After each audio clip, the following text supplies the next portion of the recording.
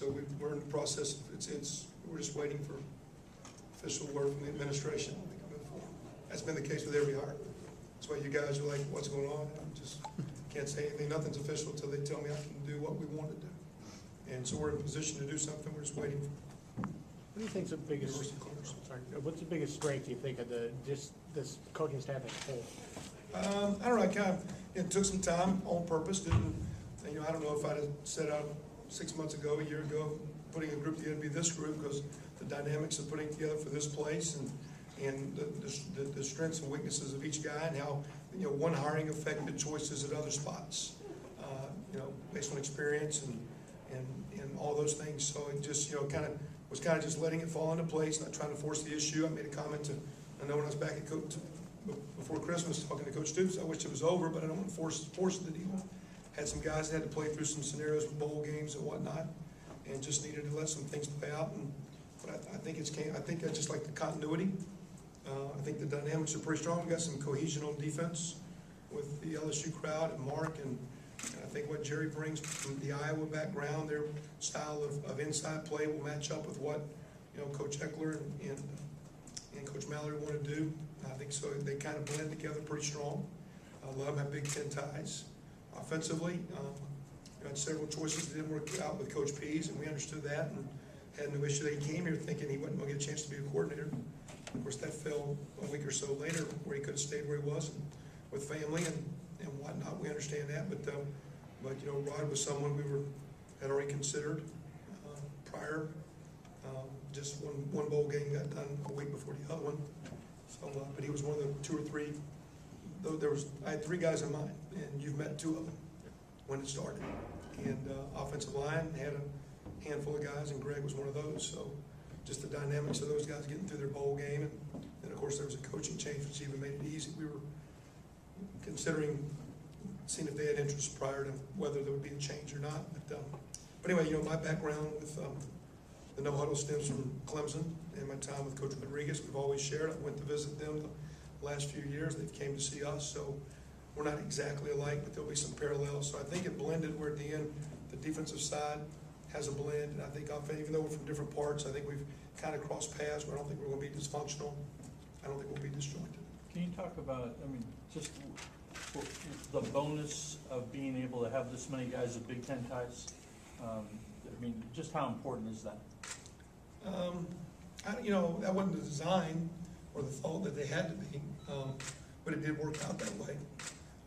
And I don't think one candidate was stronger than another because he had played in the Big Ten or coached in the Big Ten, but again, they'll know the recruiting region, the dynamics, and of course when it comes time for game preparation, having competed offensively or defensively against certain opponents, they'll have some familiarity with schemes and schematics and how to attack certain fronts or coverages because they saw it a year or 2 or 3 ago. But we tried to get some guys with Indiana ties. That worked out. I didn't know Mark Hagan until it started, but I thought it was a perfect fit when it all came together, So again, there's a little Indiana flavor. There's some youthfulness in what we have going on, I think. But there's also some Big Ten flavor. Again, not saying that was the utmost importance, but the way it came together, again, I'm very pleased. And again, I guess it could have went better, but I don't know, like the way the cards played out. So.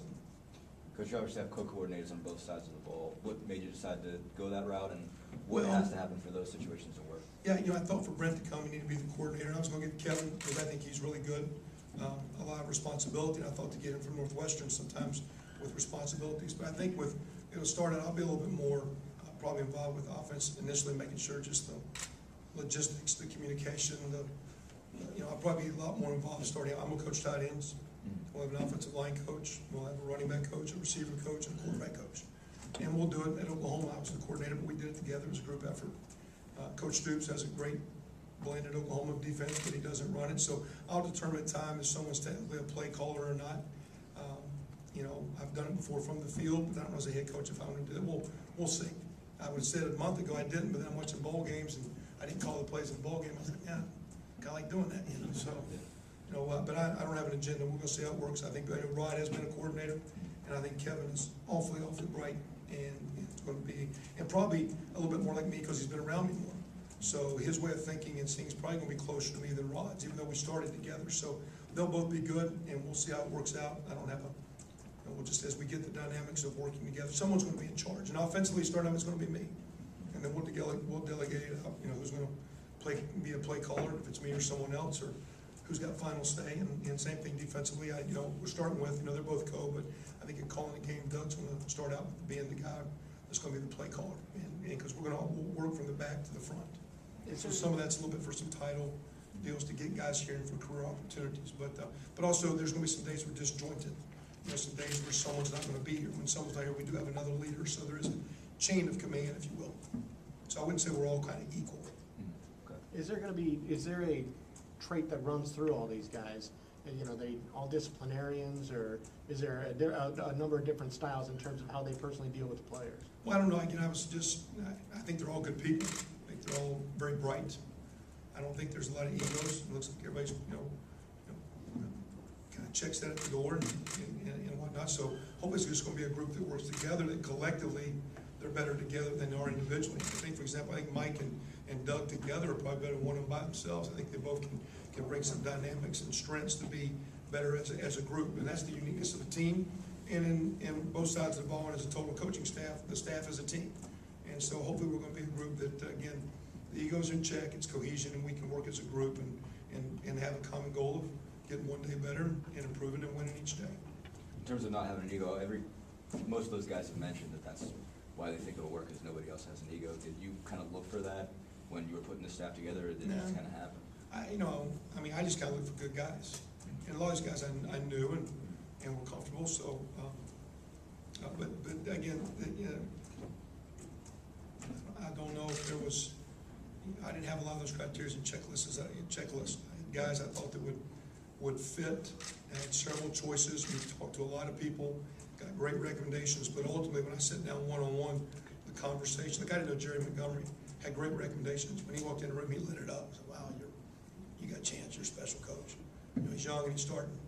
And so even guys like that I didn't know, I just kind of felt, and even our other guys, I said, hey, I don't know this guy, but he sounds good. And when we all sit around and talked to him in Dallas a couple weeks ago, Doug and Mike said, wow, what an impressive man. That's, and that long guy was a great player. Beat us in 2000 after we put 54 on Michigan, and cost me a Rose Bowl one day. So I heard everybody that beat us. West Virginia beat us in Boise, and Nebraska got us last year, and Montgomery cost us a Rose Bowl. So.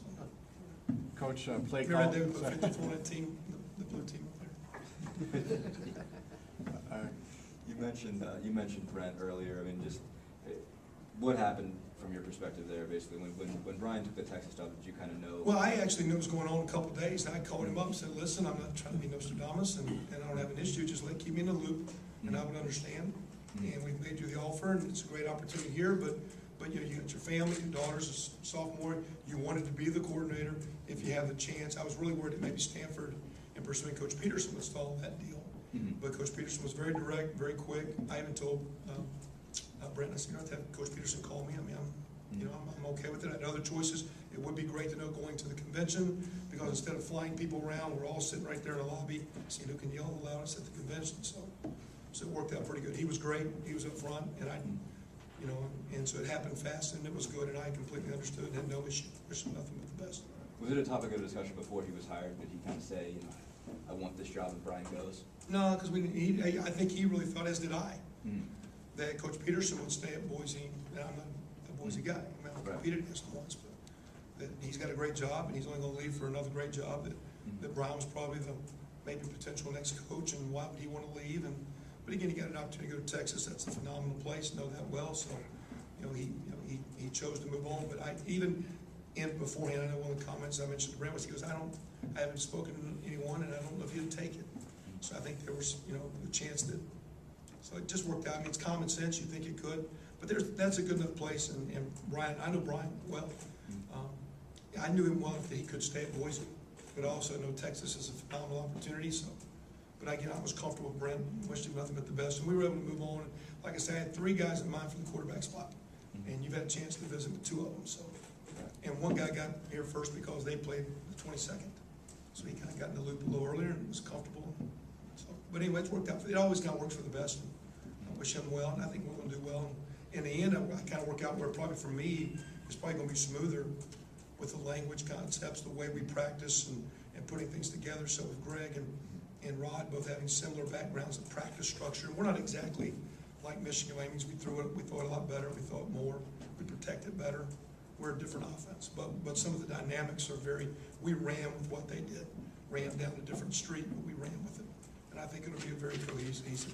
Like I said, with you, Rod, and Kevin all coming from spread backgrounds, I mean, is everything kind of easier to put together, I guess? Yeah, but I wouldn't say it's spread. I mean, to me, it's kind of multiple. It's based on your tight ends, your big guys, what you can block. So, we weren't spread at Oklahoma because we had personnel with tight end fullbacks. We'll see what our guys are.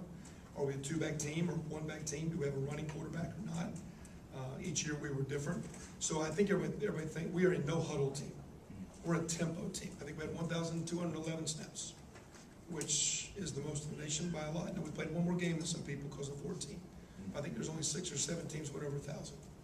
There's a lot of no-huddle teams. We played at a very unique tempo. It'll be interesting to see if our people here can embrace that, if we can coach that. And maybe we can't. If we can't, we'll slow the horses down and we'll circle the wagons. That's one more question.